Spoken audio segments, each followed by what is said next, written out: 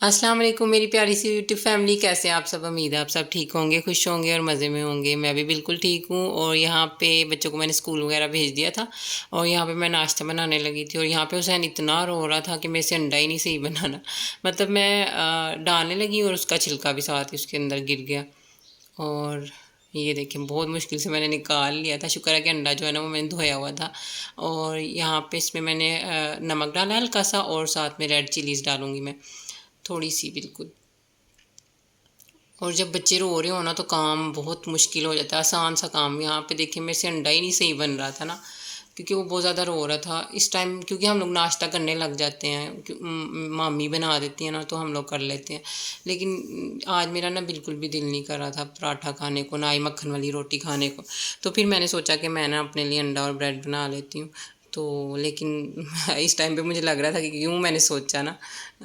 तो फिर बहुत रोया था इस टाइम पे वो, पता नहीं क्यों। कभी कभी बच्चे क्रैंकी हो जाते हैं ना तो कोई काम नहीं करने देते। और वैसे भी वो सुबह से उठा हुआ होता है तो इस टाइम पे उसको मैं चाहिए होती हूँ। मैं मुहिब के साथ लगी होती हूँ ना, उनको रेडी करके उनको स्कूल भेज के। तो फिर इस टाइम पे उसको होता है कि मुझे उठा लें जल्दी से।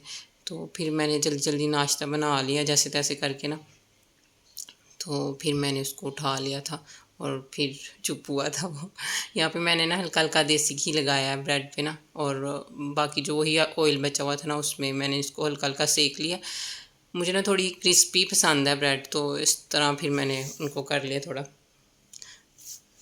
और अब हमारा नाश्ता जो है ना वो रेडी हो गया।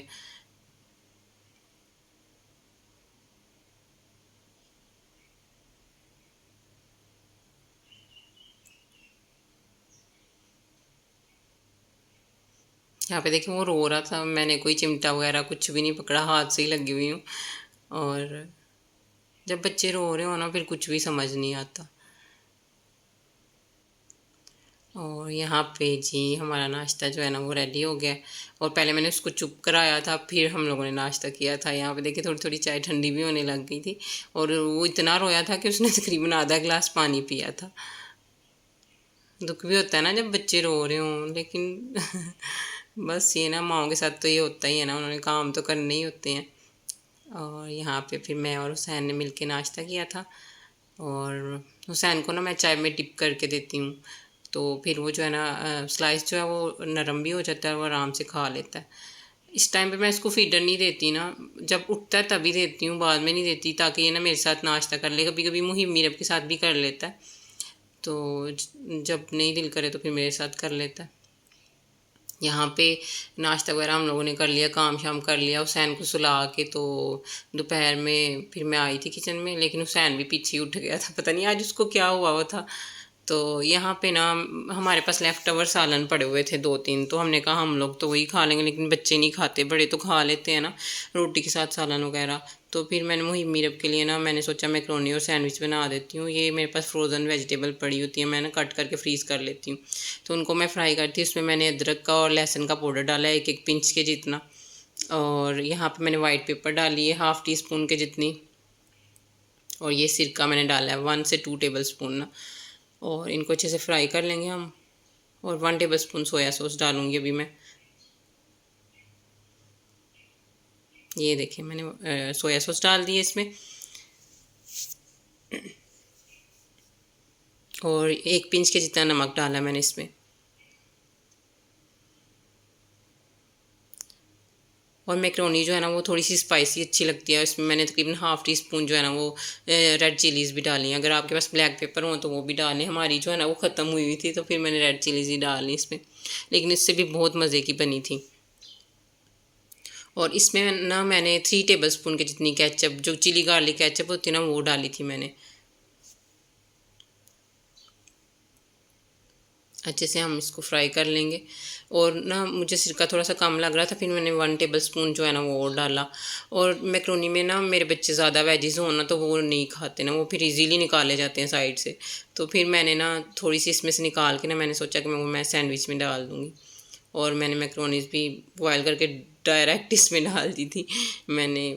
और यहाँ पे मैंने चीज़ भी डाली थी। चीज़ मैंने छुरी से, जिस छुरी से कट किया ना उस पर धनिया लगा हुआ था, तो वो इसलिए उस ग्रीन ग्रीन नज़र आ रहा होगा आपको।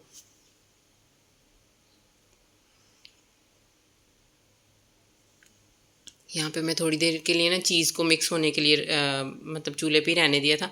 जब चीज़ अच्छे से मेल्ट होगी, मिक्स होगी, तो फिर मैंने उतार दिया था। और ये मैं बोल में डाल रही हूँ। इतना मज़े की बनी थी ना मैकरोनी, मैं सोची थी कि मैंने क्यों कम बनाई ना, मुझे ज़्यादा बनानी चाहिए थी। मैंने हाफ़ पैकेट बनाई थी, मैंने कहा कि फिर पड़ी रहेंगी, लेकिन यहाँ पे मुझे इतना मज़ा आया कि मैं सोची थी मुझे सारी बनानी चाहिए थी।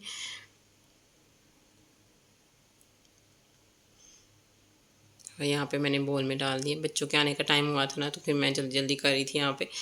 और यहाँ पे वो जो मैंने वेजिस निकाली थी ना मैकरोनी में से, उसी में मैंने 2 आलू जो सालन के बचे हुए थे ना, लेफ्ट ओवर जो सालन है, उसके वो आलू डाले और थोड़ी सी चीज़ डाली है मैंने इसमें।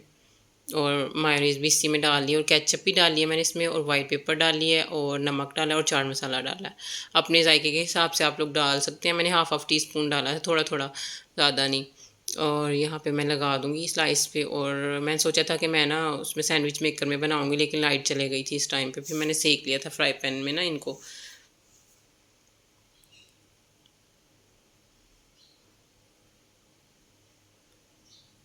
ये जी ऐसे मैंने लगा लिया था और इनको हल्के से ऑयल में ना मैंने इनको अच्छे से सेक लिया था।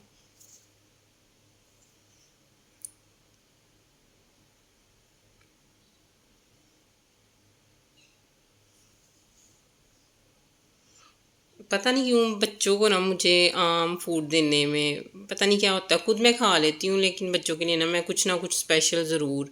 मुझे लगता है वो इतनी सुबह से गए होते हैं, आते ही हम उनके आगे वो सादी सी रोटी और सालन रख देंगे तो मुझे लगता है उनसे खाया नहीं जाएगा।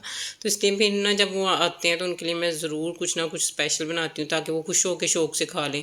फिर पता क्या, बच्चे पहले ही फंसे हुए होते हैं और थके हुए आते हैं, तो फिर वो खाना देख के उनका मूड जो है ना ऑफ हो जाता है। और जब मैं उनके लिए स्पेशल बनाती हूँ तो वो आते हैं, जितना मर्जी थके हुए होते हैं, वो आते इतना खुश हो जाते हैं ना, उनको इंतज़ार होता है कि हमारे लिए क्या सरप्राइज़ मम्मा ने बनाया होगा। तो फिर मुझे भी खुशी होती है। यहाँ पे ये देखें जी, उनका लंच जो है मैंने रेडी करके रख दिया। माशाल्लाह अच्छे से खा लिया था उन्होंने। यहाँ पे मैं चेक कर रही थी, बहुत मज़े की बनी थी। ज़रूर बनाइएगा इस रेसिपी को। मुझे लगता है सारों को बनानी आती होगी, लेकिन ये जो मैंने बनाई थी ना, ये इसी तरह इतने इंग्रेडिएंट्स आप डालेंगे तो बहुत मज़े की बनेगी। चीज़ जो है ना इसमें एक रिच फ्लेवर दे रही थी।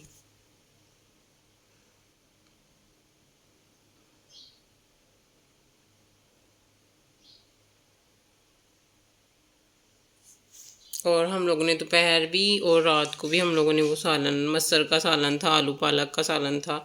और ऐसे ही हम लोगों ने रात को भी वही खा लिया। लेकिन मुहीब रात को दूध पी के तो कह रहा था मैंने नहीं खाना खाना, लेकिन जब सोने लगा है 9 बजे, तो फिर कह रहा था कि मुझे भूख लगी हुई है। फिर ये इतनी सी रोटी बची हुई थी, और फिर मैंने वही सालन जो आलू पालक का था, और उसमें मैंने केचप, मायोनीज़, चाट मसाला और नमक मिर्च हल्की हल्की डाल के ना उसको मिक्स करके तो मैंने रोटी पे लगा दिया।